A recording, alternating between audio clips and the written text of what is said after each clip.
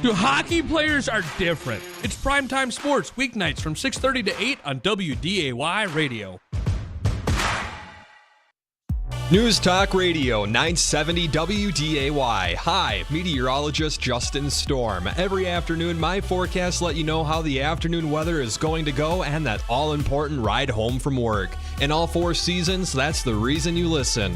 Weather changes fast, and I'll give you the current conditions as well as what the evening will look like so you can make decisions on the plans you've made. Don't forget Weather and Ag Radio every day at 1 p.m. right here on WDAY.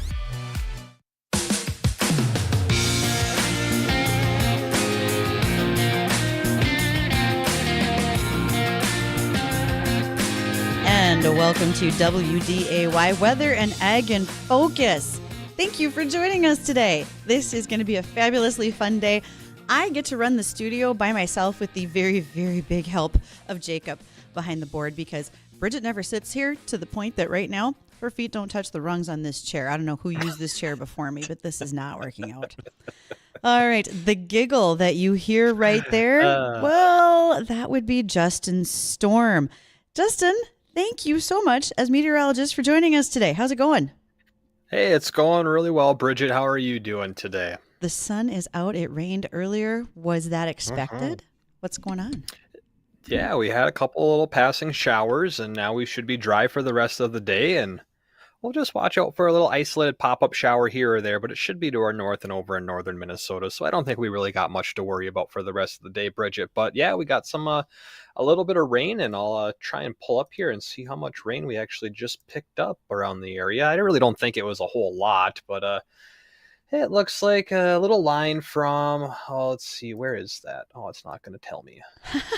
I think that's over by Cooperstown. I'm pretty sure it's Cooperstown, and then into Fargo, anywhere from about 0.05 to 0.15 inches of rain, and then extending out towards not the Brainerd Lakes area, but the Detroit Lakes area. Well, now it's going to warm up. You'll see me outside sitting on the tailgate of my pickup enjoying that. Thank you. Yeah, finish the show. You'll be good. Well, I got Randy here next to you, so I think we probably could. I do. We have our guest is already in studio, Randy Nelson, Clay County Extension Educator for just a short while, Randy. That is right. Last day with Extension today, and really excited to be starting my new position on Monday with the University of Minnesota Crookston. He's so excited he skipped the afternoon and came to the studio with me. Yeah, why finish out the last day to the full? Just take a half day. Absolutely. This is perfect. That's what I did in the restaurant industry when I put my 2 weeks in.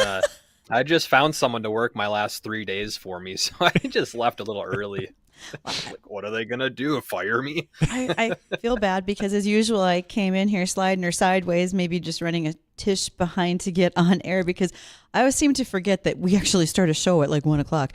And I raided the snack drawer in the weather office, and I didn't offer mini Oreos to Randy. I'm sorry. I'll have to go get the double stuffed. You didn't take my whiskey, did you?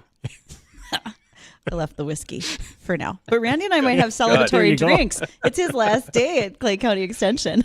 Hey, your guys' day is done at 2 o'clock. I got a little longer to go, but then I'll be joining you in spirit. How about that?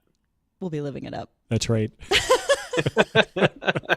Oh, I like how this is going to go. The weather's going to be fabulous. Guest is in studio, and it's just a free-for-all from here. Yeah, it's a free-for-all Friday. It'll be fun today, though. We got a couple ag topics we're going to try to get to, and I say try because I always say we're going to get to them, and we never do because we're just that unorganized. But there's an Adopt a Cow program. We're going to talk a little bit about nutrition content of cow's milk versus alternatives. Okay, hold on. And Stop I guess right there. the state leaders are stepping up 4-H. Well, they are, but let's just stop right there. If Randy's here, let's just start all the good times now. And I think we should start with the Adopt a Cow program. Sure. Anyone? Bueller? We're good? We're good to go. Okay. So this is a fabulous idea. So for all the teachers out there who are prepping to go back to school very, very soon, there is something called the Dairy Alliance. They are partnering with Discover Dairy for an educational series. And this is actually in Pennsylvania, but they expanded it to multiple states. We're talking about 40,000 elementary and middle school classrooms, homeschool families, and other groups were participating in this program. Nearing 500,000 students were in it last year. Literally, Discover Dairy means you get to partner with the National Dairy Association to offer activities in your classroom. But also, you get to adopt a calf. And so you get videos, photos, updates with your dairy farmer who manage the operation. Lessons are going to target the students, and you get to follow along with that dairy calf all through the next year. That is cool. Cool. That would be awesome. If there are teachers listening who have an interest, you can easily email me, ag@flagfamily.com, and I will send you the link, which is discoverdairy.com/adopt, because who doesn't want to adopt a dairy cow for the year? I know Dean does.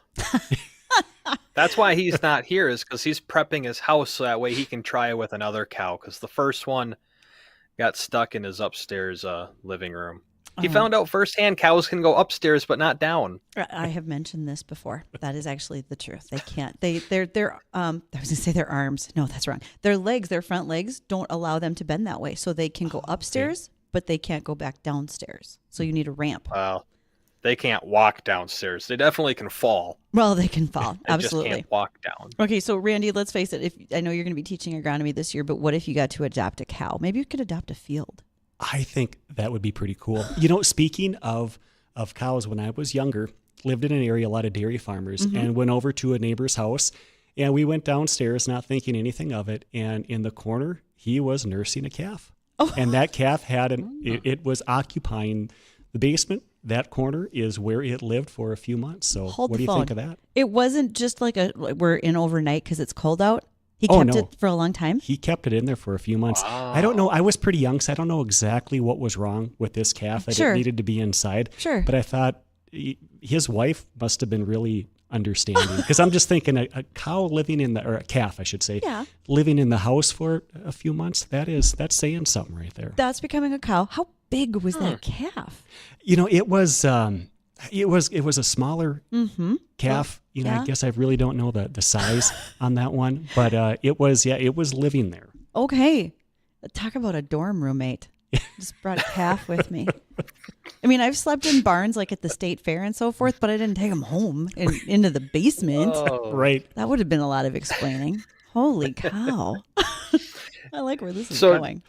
Bridgette, do you think we could get Dean on that list to adopt a cow, or do you think they're not going to let him adopt one since he's already got a strike? Look, we've met Dean. We're going to have to vouch for him on this deal. It won't be that easy. The Wysocki Wonder One Thumb Bandit isn't even here today. One Thumb Wonder. Because he took the day off. He wouldn't even let me take his stitches out for him the other day, and I really feel that I could have done a nice job on them. I think you probably could have as well. You might have even been able to sew him up a little better. They looked like he had a buddy sew them up for him. If that's the case, if you got a buddy doing it, just use some super glue. It'd be a little bit Just easier on you. Super glue and duct tape. That's what I've done with all my cuts. You know what a farmer first aid kit looks like? Yeah. Blue shop towels and black electrical tape. Fixes everything. Oh, you guys didn't know that. Just hold it tight. It'll stop bleeding. Okay. So Angie Johnson, our friend at North Dakota State Extension with Farm and Ranch Safety, probably just went, "No, don't say that out loud. Don't tell people that. That's not right." Well, program phone numbers, if you want to join in on the conversation today, you want to get queued up to ask some questions with Randy for Lawn and Garden Radio, just give us a call on the Red Wing Shoes phone line. That's 701-293-9000. Again, 701-293-9000. Or you can always reach us via email at weatherorag@flagfamily.com. But if you want to make sure that question gets asked, just give us a call. Randy's going to be explaining all sorts of different things for us today, and I know I have a lot of questions. Bridgette, I'm sure you have a lot of questions. Well, it's nearing the end of the summer for the gardening season. We almost have to start looking ahead to fall. We do. It is around the corner. I've been bringing it up today. And, okay, how many questions? I dropped the F word on the morning shows today. Oh, my. Yeah. You said fall and frost? I said fall. Oh, at least you didn't say I gotta frost. be careful there. I almost said a different word. I'm gonna get these mixed up. I better just stop while I'm ahead. Write a Post-it note. Put that on your screen. Be safe. Fall. We're good to go. Let's go with fall. Okay, so we've got those things, and it's been a little dry. So, Randy, if you think about that right now, how's that affecting what people are doing in their yards? Well, with the dryness, along with the heat that we've had, people's lawns are in pretty tough shape. Mine looks like crap. I'm just saying. Yeah, and mine doesn't look any better. Although I think was it last weekend we picked up some rain in the area. We're in Northmore, had about an inch and a half that really helped. It started pushing some growth on there. So # jealous over here. Okay. I take it you did not get that much. I did not. Okay. No, I did not. And it's tough for a lawn. I mean, some people can water, but if you have a sizable lawn, you probably have better things that you want to spend your money on as opposed to water. Now, if you are in an area where or you have a lawn that is in really good shape, maybe it was sodded, you put forth that extra money just to make sure that you keep that lawn alive. But again, for those that are not irrigating, it was tough on lawns, and certainly now coming out of drought. Right. If you happen to have any traffic going across there, foot traffic is terrible on a drought-stressed lawn because that crown tissue can die. And once that crown tissue is dead, you're starting over from square one. But we are right now in a good time where we could go out and seed. Okay. Early August to early September in our area is the best time to do seeding. Oh, I think there's going to be a lot of folks who want to look forward to that. I think so. Yeah, I got a little spot seeding I need to do. I got a few spots where it just never really grew. It's actually just bare soil, surprisingly. There weren't any weeds that grew in it, and I think they were pee stains from the previous owners. They had dogs, so I think thank God you said they had dogs. I'm like, what were they doing in the yard? I don't think I want to talk about that on radio. Again, I'm going to stop while I'm ahead. Okay, well, we are going to catch up with all of those things when we talk with Randy throughout this hour, but also we'll touch on some ag topics because Randy is transitioning into agronomy. So I'm going to call you Andy now because it's agronomy, Randy, just one word. But we can talk about all those things, farming and so forth. And then Justin, when we come back, I want to know if you found your soy green because you heard advice from Randy and what you're going to do with it. And we will do that when we return. Enjoy every day made better with the Splash Super Pool from Hot Spring Spas and Pool Tables 2. The Super Pool is made in the USA and comes in 11 different sizes and shapes to turn any backyard into a beautiful summer getaway. Set it up in less than an hour for as little as $50 per month, everything included. Come check out why this is North Dakota's #1 selling pool since 1997. The Splash Super Pool, on display at Hot Spring Spas and Pool Tables 2. West Fargo, Grand Forks, Bismarck.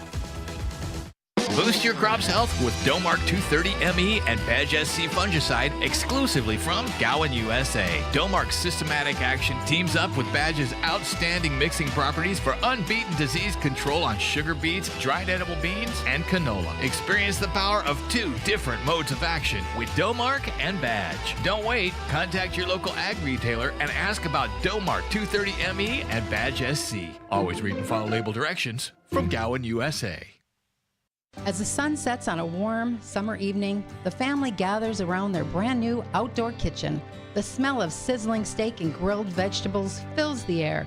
With its sleek design and top-of-the-line appliances, their outdoor kitchen from Valley Landscaping becomes a centerpiece of their backyard oasis. From weekend barbecues to intimate dinners with friends, this is the perfect space to create memories and savor the flavors of the season.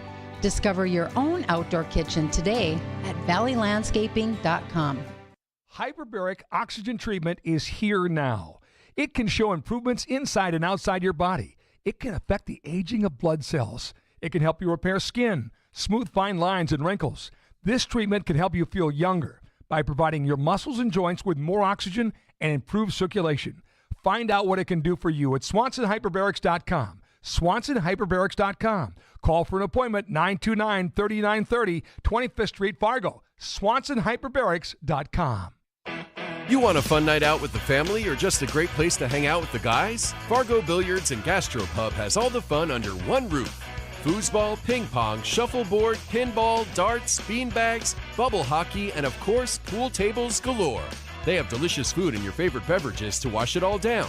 It's a super fun atmosphere and a great place to hang out with friends. Open for lunch or dinner every day. Fargo Billiards and Gastropub, just west of I-29 on 32nd Avenue South in Fargo. Attention job seekers, check this out. Plains Grain and Agronomy is busy and is hiring more team members for their locations at Enderlin, Marion, and Mott, North Dakota. Hiring for the following positions: Class A truck driver, custom applicator, general laborer, and precision ag service technician. They're hiring immediately, full-time, with great pay and great benefits. Join the Plains Grain and Agronomy team online at plainsgrain.com. Ripley's in Earhart has a great job opportunity for you. Ripley's is now hiring directional drill operators, backhoe operators, and plow operators. Your career opportunity is waiting in the utility construction, directional boring, fiber optic splicing, and fiber to the home industry. Apply online at ripleys-inc.com or call Ripley's for an immediate interview. 218-842-5322. Hey, it's Chief Meteorologist Dean Wysocki. Join me, Justin Storm, and Ag Director Bridgette Readel throughout the summer as we attempt to grow a crop of soybeans. We're calling it Here We Grow, and we'll be documenting what it takes to farm in the Red River Valley and beyond. Look for new videos every Friday on WDAYRadioNow.com, our YouTube channel, and social media pages. Here We Grow is brought to you in part by Steffes Group, Red Wing Boots, and WDAY Radio. Pucklet Chevrolet Buick GMC in Valley City makes it easy to find your next Chevrolet Buick GMC or pre-owned vehicle by offering a great selection at our best prices possible.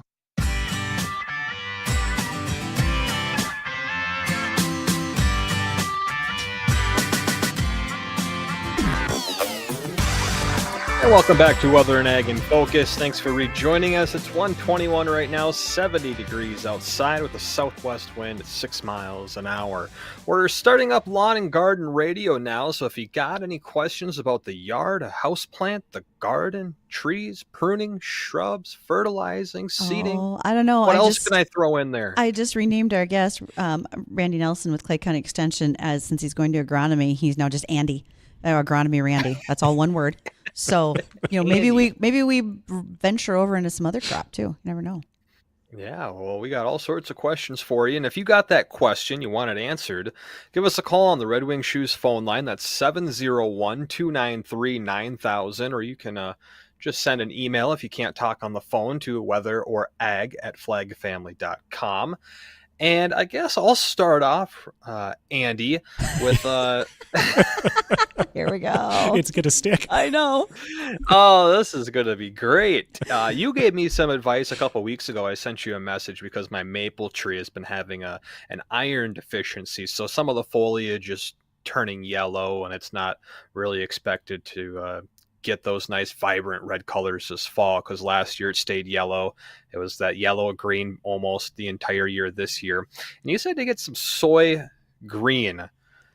You want to explain what that is and how it can help with an iron deficiency before I kind of leap into my next question here with it? I sure can. Driving around right now, if you notice yellow foliage on a tree, 9 times out of 10, it is going to be a maple tree. Generally speaking, we'll see iron deficiency chlorosis on straight silver maple, as well as the silver red maple hybrids, such as Autumn Blaze or Sienna Glen. The hybrids, they're typically grown because they usually give a decent fall color to them. But again, these trees, for whatever reason, tend to struggle taking up iron. Our soils naturally have quite a bit of iron, so there's enough iron there. But given our higher soil pH, that iron's not always plant available. And again, they tend to struggle taking that up. So with these trees that are yellow, and in your case, Justin, when that tree's not taking up enough, you'll start seeing on the new foliage, that foliage is starting to turn yellow, typically between the veins of the leaves, so they call it interveinal chlorosis. As that gets worse, you'll notice those leaves will tend to almost bleach out, and then you'll get leaf dieback that can lead into branch dieback. Eventually, that whole tree can die if it's not corrected. So the product Soy Green has an iron chelate that is EDDHA would be the acronym for it. It's a very long chemical name, but that particular iron chelate is one of the best around because it performs well in a high soil pH. And what I mean by performing well is that it'll keep that iron in a plant available form for quite a long time so that plant can take it up. So that's why I recommend using that one. There are other products with that same iron chelate in it, but in my opinion, that Soy Green, if you can get a hold of it, it's usually a better deal. Well, it makes a lot of sense because, like you said, that puts it in a plant available form, because not everything that we want to feed our plants right off the bat is a way they can uptake it, right? Because there's certain things that our bodies can't handle or absorb. It's the same thing in a plant. Exactly. That's a great way to put it. Yeah, so it's good to pay attention. All right, Justin, you have more. I was wondering, should I start to apply that, and we can just lump in adding iron to the ground for your maple trees? Should I be applying that right now, or at this point of the year, is there not enough time left for it to kind of be worth it? And I mean that in terms that the tree isn't going to necessarily have enough time to absorb it and kind of fix things. That is a great question, and certainly a question people want to keep in mind. This time of the year, I think we would have a long enough time yet with the foliage being on, because if you think about that root system taking up water, and then whatever's dissolved in there, so that's where the nutrients are coming from the soil, it's dissolved in water and it's taken up by the root system. We need foliage on the plant. That's what's driving transpiration and that water pull from the soil. So I think in your case, Justin, those leaves should be on there long enough yet, where if you wanted to apply it, you should get some result, and then that iron, at least some of it, should remain in that tree too. Worst case, let's just say you have to hang on, you maybe want to apply it 3 weeks from now. It's very likely that it could stick around even until next year. I mean, there's certainly a possibility of that. If it gets later in the fall, you could always look at applying that in the spring of the year too. Okay, and then I got one last one on this topic here, Andy. How often should I be applying the iron throughout the year? Let's say, spring, summer, early fall. How often should I be applying iron if I have a maple tree that has an iron deficiency? Is it just once and it's good for a year, or is this something I gotta continuously do basically for as long as the tree lives? That is a great question. And again, in this area, we have a lot of iron deficiency chlorosis. I've seen some maple trees where it actually corrects itself. For whatever reason, the tree is able to pull up some iron. It takes it up. Everything greens up. It's fine. I've seen where one application of growing season has done well. And then I've seen other cases where they apply it once. Maybe it goes for 3 or 4 years before it happens again. And then I've seen other cases where they apply it maybe 2 or 3 times. So I would try it just once. Hopefully you're going to notice some improvement. If you start seeing it again the next growing season, I would look at applying it again. Usually if you don't see something within 2 or 3 weeks of that application right around the base of the tree, I would look at maybe doing a second application. Think how this knowledge is going to transfer over as you become agronomy Randy, because my experience with soy green all started with soybeans. Very different than what you're doing with trees, but yet the concepts are still the same. They are. They're still plants. Absolutely. And they're taking up this product in a very similar way. Absolutely. All right, I'm sorry, Bridget, I got to ask you now. Of course. I'm gonna switch from trees to soybeans, and this was on my drive back up I-29 to Grand Forks. Over the last week or two, I've been meaning to ask you, but because it just came up in this perfect situation, I saw on the right side, so that would be the east side of I-29 up over past the railroad track overpass, there's a soybean crop there, and it is completely yellow. Is that iron deficiency, or why would that crop be completely yellow while every other crop is still deep green? It's obvious we're going to need a field trip. I know exactly where you're talking about as you cross that railroad bridge by Buxton, south of Buxton. I haven't looked at that field, but all right, a couple things why it might be yellow. And here we go, Randy. Pop quizzes for both of us. Could there be iron deficiency? Yes. Generally, you do not see an entire field border to border that would have that concern. Okay. The other thing is we don't know the maturity on that. Is that a very short season maturity where it's already, because of some drier conditions, pushing itself for maturity where it's already prepping for harvest by turning yellow, especially if it's an entire field, would be my guess. Those are my top 2 choices. Randy, where are you at? I'm with you on that, Bridget. Okay. That's just a guess. So next time, if you want to pull over safely at the side of the road and snap some photos for us, we'd be happy to look at those as well. Yeah, I'll just shoot off. I'll park under it. Oh, on the railroad tracks. I've seen some folks try to park under it, but they just, on icy conditions, shot off the side. So maybe you want to ignore that part. I saw a person do that too. Let's be careful out there. Well, since I hogged that whole segment, Bridget, I'll let you get in on the next one. Let's take a short moment here, though. Let's reset. Phone lines are open if you want to call in to ask any questions for Lawn and Garden Radio. 701-293-9000. We got 4 open lines, so if you want to get all queued up during this break, you sure can. We'll come back with your questions. We'll get Bridget Bridgette's questions answered and any more that I might have as well when we come back with Weather and Ag in Focus. Awesome. And I will open the It's next easy one. to think all money managers are pretty much the same, but at Fisher Investments, we're clearly different. Different? How? You sell high commission investment products, right? No, Fisher Investments doesn't sell any commission-based investment products. Well, you must earn commissions on trades. Nope, never at Fisher. We're a fiduciary, obligated to act in our client's best interest. It's the highest standard of care for a financial advisor. How do you know what's in their best interest? We get to know our clients and then tailor a portfolio based on their goals and needs. But you probably sneak in some hidden and layered fees. No, we have one transparent management fee, structured so we do better when our clients do better. Wow, you really do look out for your clients. That's because our top priority is helping them achieve a comfortable retirement. It might be why most of our clients come from other money managers. Visit FisherInvestments.com to find out why investors like you switch to us. Fisher Investments. Clearly different money management. Investments and securities involve the risk of loss. You don't have to live in Britain to get what the New York Times calls the best of British telly. Stream the UK's most brilliant series only on BritBox. Unlock acclaimed favourites including Vera and Stonehouse, starring Succession's Matthew McFadden. Plus, don't miss upcoming original dramas like Archie, the story of Hollywood's greatest leading man, Cary Grant. Lose yourself in Britain's best entertainment, only on BritBox. Start a free trial at BritBox.com. Hi, I'm Kevin Wolf, president of Laney's. Are you concerned about the quality of the air that you and your family are breathing? If so, you need to consider having Laney's clean the air ducts in your home. Our duct cleaning experts are courteous, clean, and professional, and they will thoroughly clean your air duct system, which will improve the quality of the air passing through it. So for peace of mind, call us today at 237-0543 or visit us on the web at laneysinc.com. The next Coffee Club with Janae and Ronnie. Finally, the day we've all been waiting for. It's Friday, and I'm sure many of you, like us, have long weekends. We're going to talk to Brad Thome from the Red Hawks, and we're playing categories. Plus, great harvest spread trivia, did you knows, checks on what your weekend weather forecast is going to look like, and much more. It's the Coffee Club. Come on along. The Coffee Club, weekdays 8:30 to 11 on AM 970 and 93.1 FM WDAY.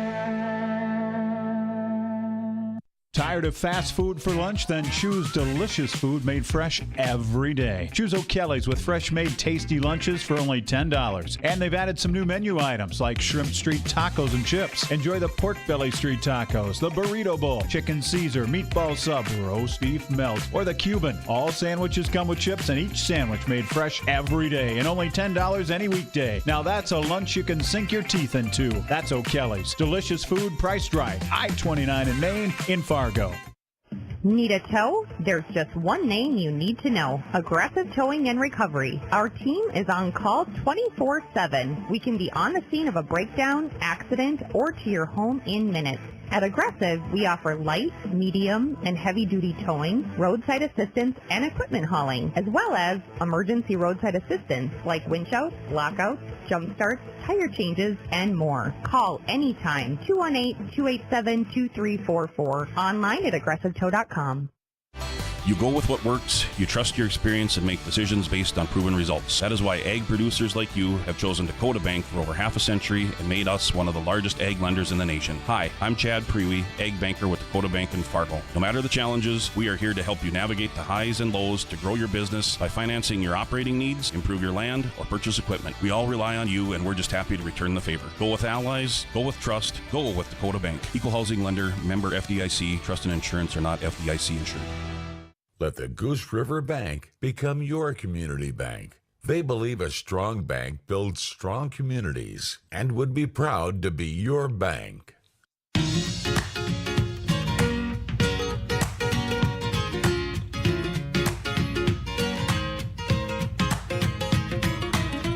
Ah, shoot, I was trying to push my sounder and it didn't work. There it is! Yay! Yay! I am Bridgette Readel, Ag Director, along with meteorologist Justin Storm. I got it right. Oh, look at... I know how to push the buttons now. Okay. You're doing it. Woohoo! So this is Weather and Ag in Focus here on WDAY. Thank you for joining us for this 1 to 2 o'clock hour where we talk all things forecasting and farming. And want to say a big thank you to two sponsors on our Here We Grow project. That is the 20 acres of soybeans that we are custom farming near Prosper, North Dakota. Thank you to Gowan Company. They have provided one of the fungicide that we're using. That's a Fiance.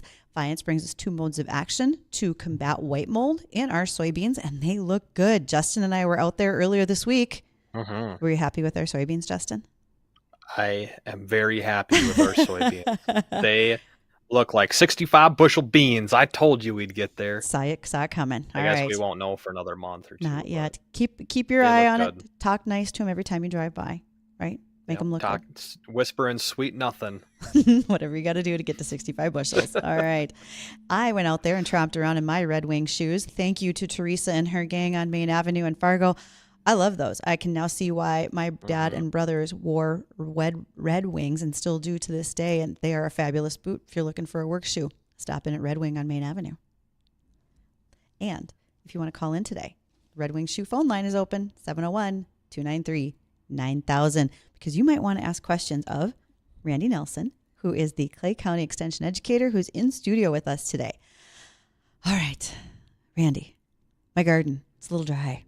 But also I'm seeing, like where I harvested my cabbages, little baby ones are trying to come back. They look like oversized Brussels sprouts. Is there anything wrong with those? Buds? I mean, yeah, they're like little buds. I mean, can we eat those? I've had people say, well, don't they become more bitter when they grow back? Any insight on cabbage for me? Great question. Not a whole lot of insight, but you should be able to harvest those just like you would your other ones. So if it was mine, I'd let them grow for a while, till they get to a usable size. Or I mean, they're going to be a lot smaller than your original one. Tiny servings of coleslaw. Exactly. You could go ahead and take it, try it. There could be something with the bitterness or the more intense flavor with that. But again, I'd let them grow back. With broccoli, when you cut off that head, they tend to shoot off. They do. Side, mine are. The harvest isn't the same, right. Not at that original one, but you can still get a lot of side shoots on there, and they taste just as good as the original one. Well, they have been. They're quite tasty. I feel like I'm running a small farmer's market half the time, but tomato season is about to begin. Justin, I don't know how do yours look, but I have at least 700 pounds of tomatoes coming my way. I have never had tomatoes look as good as the crop I have this year. Ooh. My cherry tomatoes are 7 feet tall somehow. Oh my goodness. And my regular tomatoes are almost 5 feet tall. Well, okay, that poses a great question. I don't know what's going on with them. I know we've both been watering, but is there something to it, Randy, that in a drier year like we have versus being the wet years in heavy clay soils that we have, maybe dryer's better for some of our crop? It could be the case. I really think it depends on your garden. I mean, if you happen to be in really good soil, you probably could have used a bit more rain this year given how dry it was. Although with the higher clay content, maybe you were maximizing the right amount of soil moisture. Right. So those plants are doing great. Well, I would say there are certain plants doing better than others. So in case you missed it, August 8th was Leave a Zucchini on Your Neighbor's Porch Day. Some of you should be, I'm sorry you didn't lock your cars, but I took care of that in the parking lot. You'll all be fine. That is a good deal. It seems like zucchini, for the most part, will do good most years. I don't know that I've ever talked to anybody that had a zucchini failure. They will survive a nuclear blast. There's no way a zucchini will die. Same with a rhubarb plant. They just keep coming. Adding zucchini to the zombie apocalypse farm. Right. Yes. Write that down. Don't forget to take your soy green, Justin, so you don't have any iron deficiencies. I got, since we're on the lines of gardens here, and this is going to bring a tear to my eye to say, and Bridgette, don't be mad at me, but our gardens are about to die. We all know what's around the corner. Here we go. Fall's on the way, people.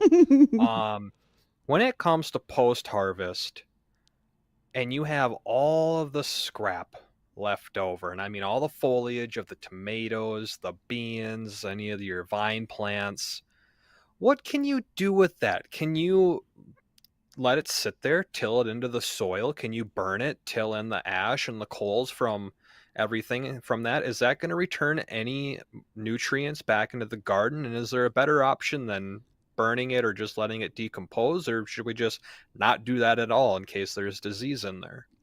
Great question. And if you're living in town, your options are going to be a little bit limited. They are. We live, kind of out in the country.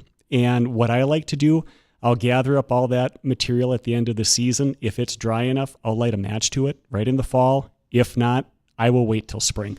I am a huge fan of safely going through and burning that foliage. And again, key point there, safely. You say safely. I come from a long line of ditch burning pyromaniacs out in McIntosh County, where your grandpa would light the ditch and go to town for coffee. So that's not safe, perhaps?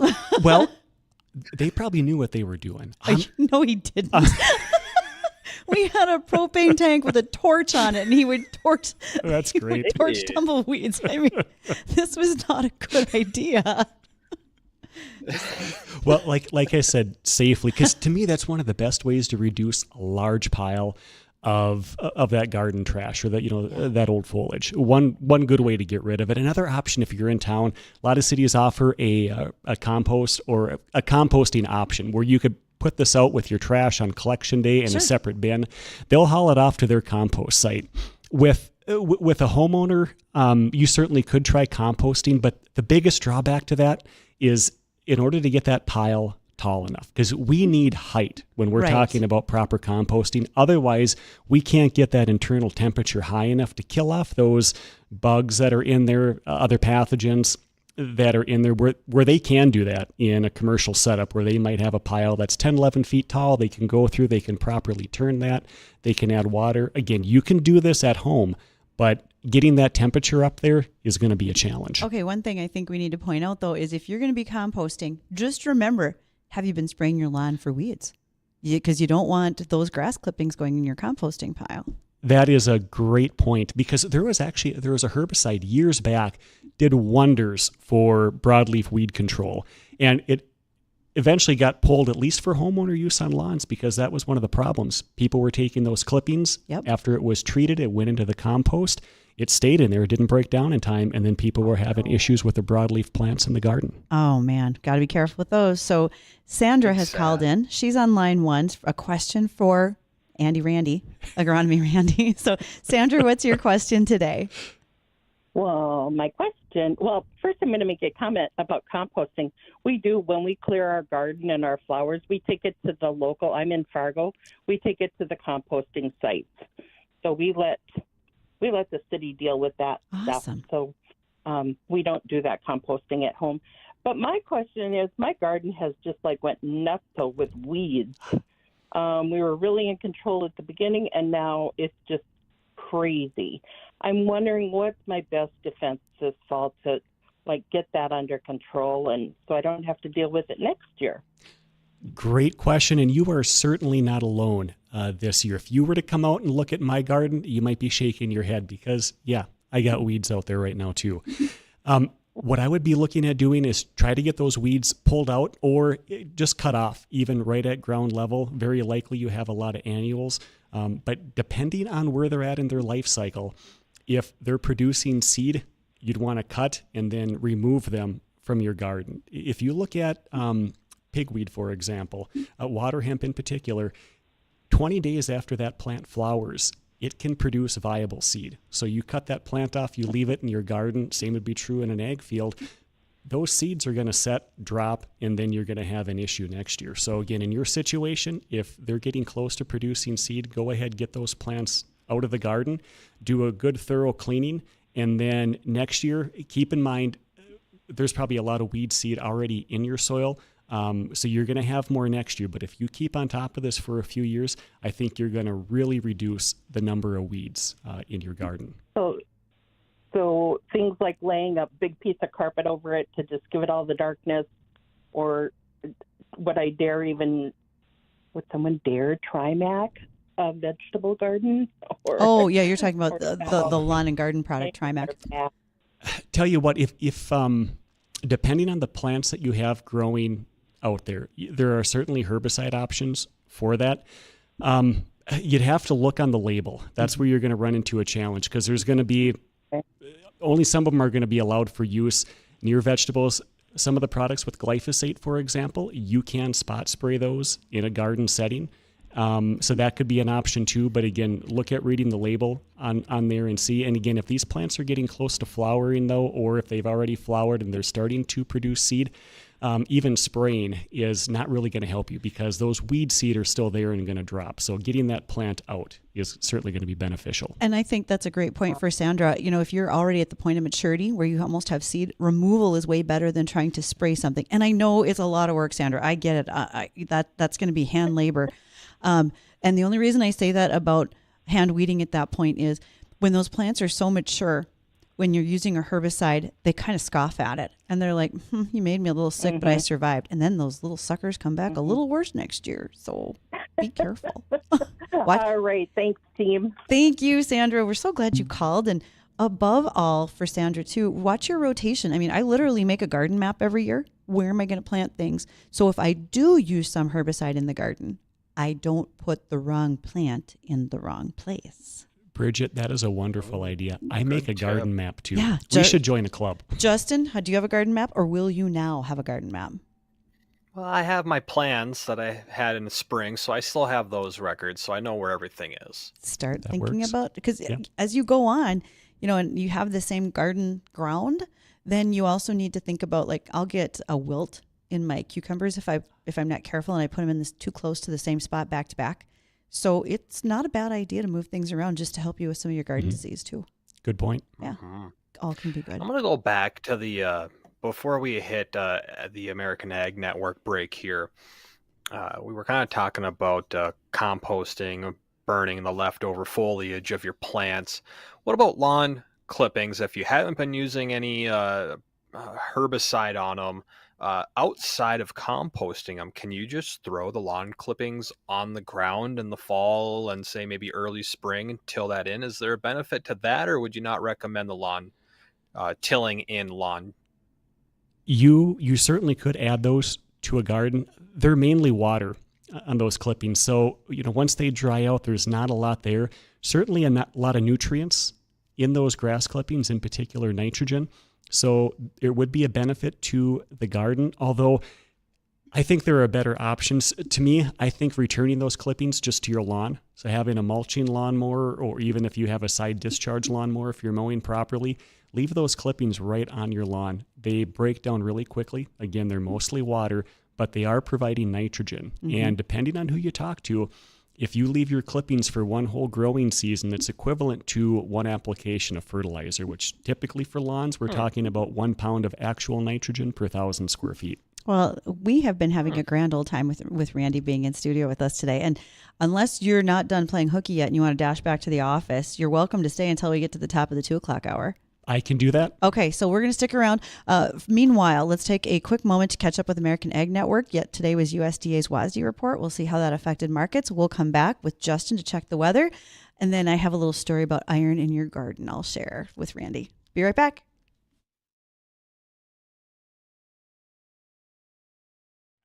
Join us for the Aspire Optical Eye on the Sky weekly weather forecast to find out. Each Tuesday morning, Dean Wysocki, Justin Storm, and myself, Ashley Freeborn, owner of Aspire Optical, will bring you the 7-day forecast. You never know where we'll be or how it will be presented, but we promise to bring you the most accurate forecast this side of the Red River. And learn how you can save big on eyewear from Aspire Optical. Watch the Aspire Optical Eye on the Sky weekly weather forecast on our Facebook, YouTube, and Twitter pages. Trust us, this is weather and eyewear like you've never seen.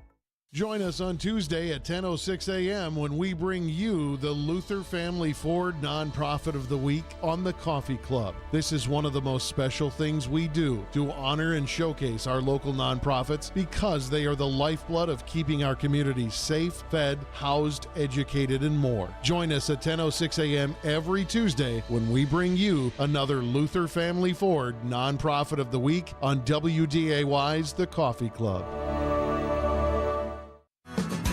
The 4th of July may be over, but Red Wing Shoes is throwing a summer blowout sale like no other. Hi, Teresa here from the Fargo Red Wing Shoe Store. From work boots to hiking boots, even going out on the town boots. For a limited time, choose from select styles only, 30 to 80% off regular price. Why pay more when you can get footwear you need for less? Our summer blowout sale ends August 15th, so hurry in. 3003 Main Avenue in Fargo. Red Wing Shoes for ultimate durability. Attention farmers and agriculture enthusiasts. Steffes Group and Kibble Equipment are partnering again for another huge auction. Get ready to bid on top-of-the-line John Deere tractors, combines, planters, and much more. Join us for this timed online event on steffesgroup.com. Now's the time to expand your farming operations. Hurry, auction closes on August 21st at 12 p.m. You won't find a better selection of John Deere equipment anywhere else. Go to steffesgroup.com for more information. That's STEFFES group.com. Recapping the August WASDE report. This is the American Ag Network of Jesse Allen with this market update. We're joined now by Arlen Suderman from StoneX for market analysis. All right, Arlen, the August WASDE numbers are here from USDA. Let's start with the yield for corn and soybeans. Those are usually the sexy headline numbers, so to speak. It looks like those numbers came in just a little below the pre-report expectations. What's your take on the yield numbers and the impact on the market here so far? Yeah, I think it's important to recognize that these yield estimates are based on a farmer survey combined with satellite NDVI data. The satellite NDVI data in every major corn production state is at average or above average, except for Missouri and Iowa. And so when we look at today's numbers, at corn at 175.1 bushels per acre and soybeans at 50.9 bushels per acre, that suggests that the farmer yields came in lower than anticipated by USDA and by the trade. So that is a friendly sign to the markets going forward. Now, USDA countered the lower production numbers as we kind of anticipated by cuts in demand. They cut exports, both old crop and new crop corn exports. They cut feed usage. They cut new crop soybean exports. All very modest cuts yet at this point. They even cut, I guess I mentioned feed usage. But in the end, we end up with ending stocks for corn at 2.2 billion bushels, for soybeans at 245 million bushels.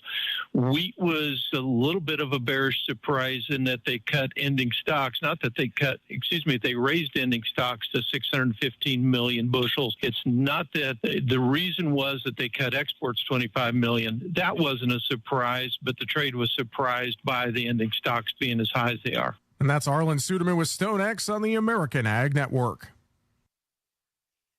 Pucklet Chevrolet Buick GMC in Valley City makes it easy to find your next Chevrolet Buick GMC or pre-owned vehicle by offering a great selection at our best prices possible.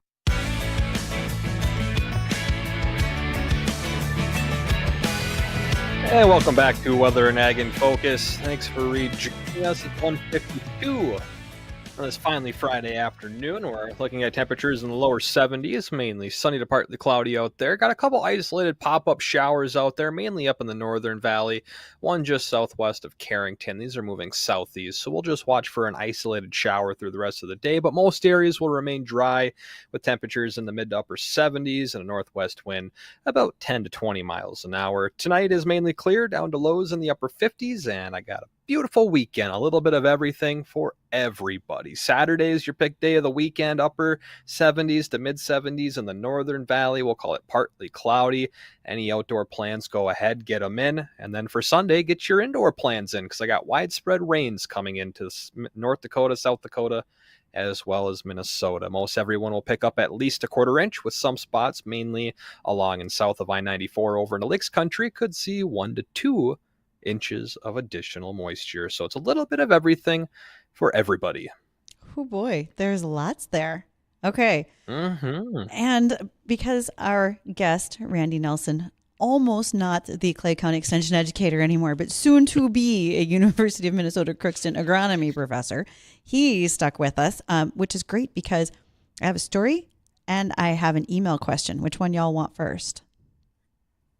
I vote for the story. Okay. I want to hear the story too. All right.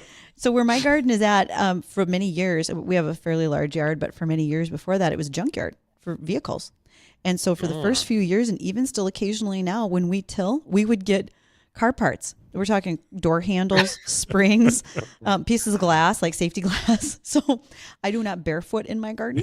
But yes, I probably could refurbish most of a vehicle based on the things we've pulled out of our ground. I am not iron deficient, by the way.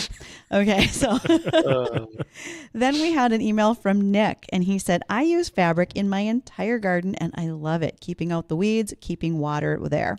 Next year, I want to put a weep hose underneath it to water. I highly recommended it. I do almost no weeding. So this could help Sandra, who called in just a little bit ago. And Nick wants to know, Randy, any downside you can think of about using the fabric and the weep hose? If it's been working for you, Nick, I don't see any downside with the fabric. I love the idea of adding that weep hose or maybe even drip irrigation underneath of it, because most of the fabrics, they will allow water and air to go through, but very slowly. Sure. So being able to have that water source underneath that fabric that you can control, I think is going to be a great deal. I did mention drip tape. I think with the drip tape, they have emitters that are spaced so many inches apart, depends on which one you order, but you probably get a better release of water, more equal across that whole length compared with a drip hose. And drip tape, I mean, it's a pretty easy setup. You just need a pressure reducer coming off of your outlet. Usually you have to get around 12, 15 PSI. And then it's just a matter of having your main line, that black hose, and then your drip tape. So it's a real straightforward way to go. But if you want to go with the soaker hose or with that weeping hose, I think that's going to be a good option as well. I think that's awesome. Justin, is that going to be in your plans for next year?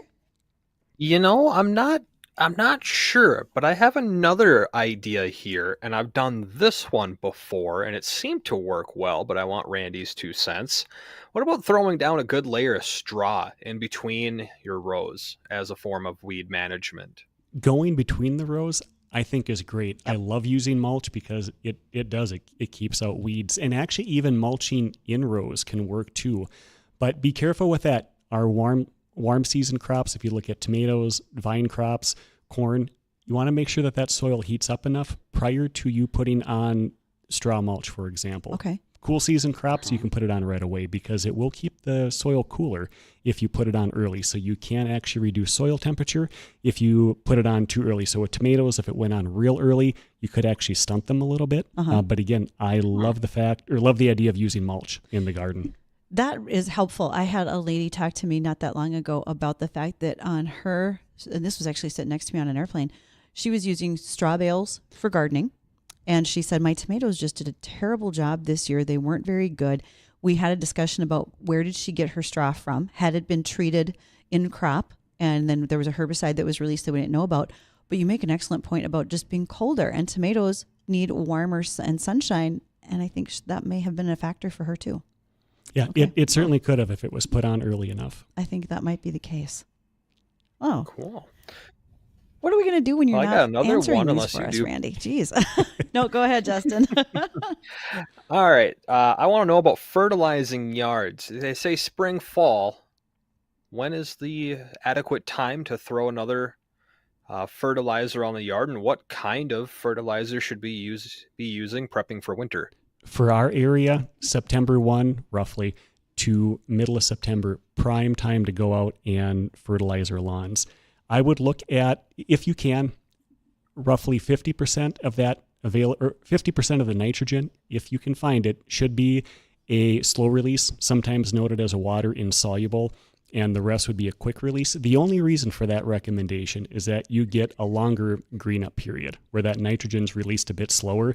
If you can't find that, I mean, just using straight urea, which is a quick release form of nitrogen, it's going to do just fine. Right. But that fall fertilizer application is going to help set the stage for next spring. Once we get cooler temperatures, the root system is going to reboot a little bit, get a little bit more growth, but that plant is going to start to store nutrients, energy essentially for next spring. So getting out there and getting that done is going to be important. Oh, man, there's a lot of good things going on there. Cool. All right. Last few minutes, Justin, what's the check of the weather before we hit the top of the hour? Yeah, we got about a minute left. We'll just watch for a passing isolated shower here or there for the rest of the day. Otherwise, partly cloudy. Temps in the mid to upper 70s. Northwest winds 10 to 20.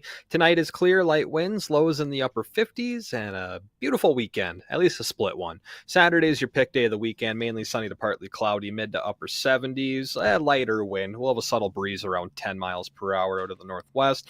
And then widespread rain comes in for Sunday, with temperatures for the most part going to be stuck in the 60s, but everyone should be able to get a little drink of rain, and a good handful of us will get a really good drink of rain to help out with the yards, the gardens, and all the trees out there will start greening up before they start changing colors. I think that, all right, you can plan your fall selfies now with the changing colors. I've already seen folks looking at sunflower fields. Getting out in front of them. Well, that's going to wrap it up for Weather and Ag in Focus today. Thanks very much for joining us, calling. The emails you sent. We're back on Monday, 1 to 2 o'clock in the afternoon. Until then, have a beautiful weekend. The Jay Thomas Show is next. AM 970 and FM 93.1, WDAY, Fargo, Moorhead, West Fargo. From ABC News, I'm Dave Packer. Paradise turns